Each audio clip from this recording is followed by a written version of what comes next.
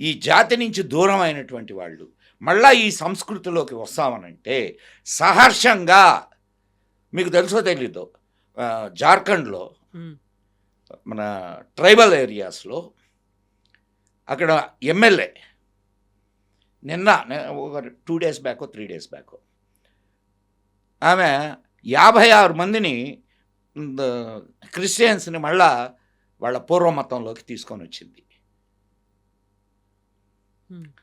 ఎట్లా? కాళ్ళు కడిగి.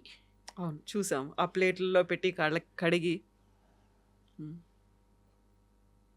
మరి దీన్ని ఏమంటారు చెప్పండి నాకు. జేఎన్యు, ఢిల్లీ. ఢిల్లీ భారత్ తేరే టుకడే హోంగే ఇన్షా అల్లా అని మాట్లాడినటువంటి వాళ్ళు ఈ జాతి బిడ్డలు కాదా? వాళ్లకు ఆ భావజాలం ఎక్కడి నుంచి వచ్చింది? మతం మారడం వల్ల కాదు,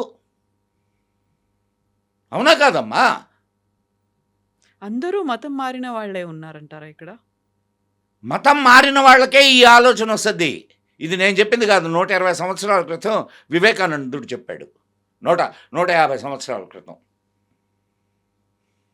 ఏం చెప్పాడు తెలుసా ఆయన? మతం మారితే దేశం మీద ప్రేమ పోతుంది. ఒకడు మతం మారాడు అని అంటే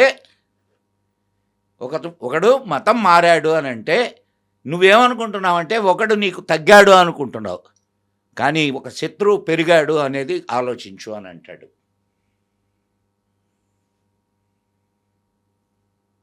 దాని అర్థం ఏంటి? మతం మారడం వల్ల ఈ దేశం మీద ప్రేమ పోతుంది, ధర్మం మారడం వలన ఈ దేశం మీద ప్రేమ పోతుంది. నీకు అక్కడ ఏం బోధిస్తున్నారు? అమ్మాయి లేకపోతే ఎక్కడో పాలస్తీనాలో గొడవలు జరిగితే ఇక్కడ దోచుకునేటటువంటి ఎన్ని సంఘటనలు ఉన్నాయి. ఇక్కడ గొడవలు చేసేటటువంటి వాళ్ళు ఎంతమంది ఉన్నారు? నీకేం సంబంధం పాలస్తీనాకి నీకు? చెప్పమ్మా, పాలస్తీనాకి నీకు ఏం సంబంధం? మానవతా దృక్పథం అక్కడ మనుషుల మీద జరుగుతోంది, అఘాయిత్యాలు అంటే ఇక్కడ మనుషుల మీద అఘాయిత్యాలు చేయాలనా? నువ్వు పాలస్తీనాలో గొడవలు జరుగుతూ ఉంటే ఇక్కడ ముస్లిం ఉమ్మా, నువ్వు అన్నావు కదా మానవత్వం అని, బంగ్లాదేశ్లో హిందువుల మీద అత్యాచారాలు జరుగుతుంటే నీకు ఆ మానవత్వం గుర్తురాలా? దానికోసమే మోహన్ భాగవత్జీ ఒక మాట అన్నారు కదా, ప్రపంచవ్యాప్తంగా ఉన్నటువంటి హిందువులంతా ఏకం కావాలి, ఒక గ్లోబల్ హిందూ కమిటీగా ఏర్పడాల్సినటువంటి అవసరం ఉంది. ఒక్క విషయం గుర్తుపెట్టుకోమ్మా, ఒకనాడు ఈ ప్రపంచం అంతా హిందూ ధర్మమే ప్రవర్తిల్లింది. తరువాత అది కుంచుకుపోతూ ఇప్పుడున్నటువంటి పరిస్థితిలో ఉంది. మరలా హిందూ అమ్మాయి, నీకు ఇంకొక విషయం చెప్తాను. మోహన్ భాగవత్ గారు ఇంకొక మాట అన్నారు. ఆయన అన్న మాట ఏంటంటే, భారతదేశం విశ్వగురువుగా, విన్నావు కదా, అమెరికా పాలసీ ఏంది, మన పాలసీ ఏంది?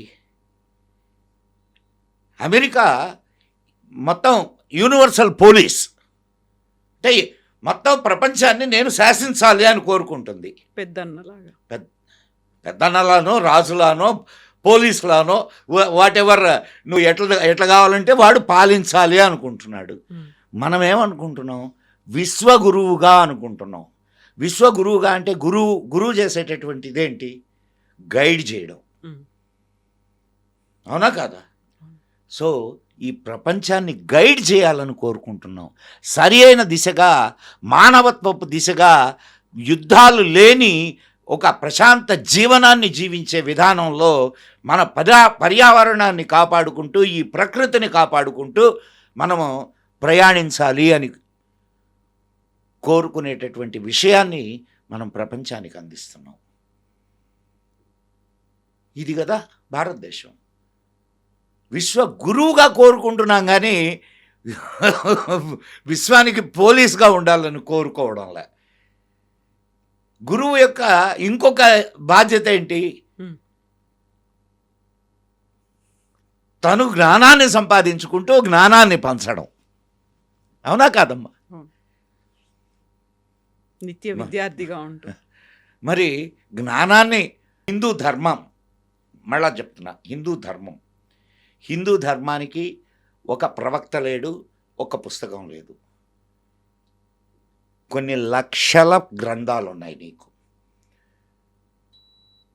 ఎంతోమంది ఋషులు వాళ్ళు దర్శించినటువంటి, వాళ్ళ జీవిత కాలంలో వాళ్ళు అనుభవించినటువంటి, వాళ్ళు దర్శించినటువంటి సత్యాలను రికార్డు చేసి, అరే ఇదిగో ఇది మంచిది, దీన్ని ఆచరించండి అని చెప్పారు.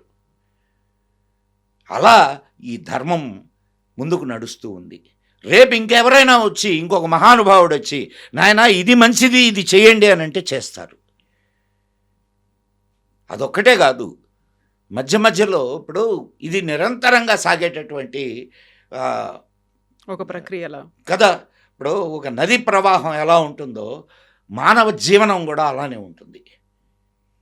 అవునా కాదమ్మా?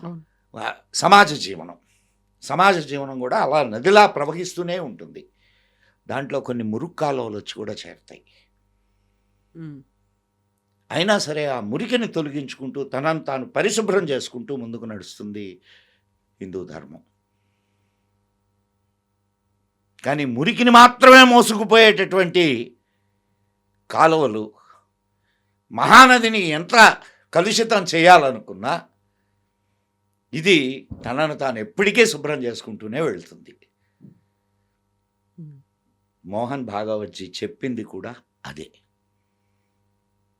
కాబట్టి మీరు అన్నారు ఇది ఇందాక, సినిమా యాక్టర్లని వీళ్ళందరినీ కూడా ఎవరు ఇన్వైట్ చేశారు వాళ్ళని?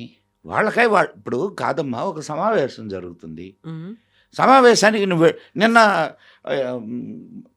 కొచ్చెట్టెలు గారు చెప్పారు కదా, నేను నీకోసం వెతికాను హాల్లో, నువ్వు ఎక్కడా కనిపించలేదు, కానీ నీ గురించి వాళ్ళు మాట్లాడుతున్నారు అని అంటే, నాకు తెలిస్తే నేను వెళ్ళేవాడిని. నేను ఒక సామాన్యుడిగా వెళ్తాను, నేను ఎక్కడ వెళ్ళినా.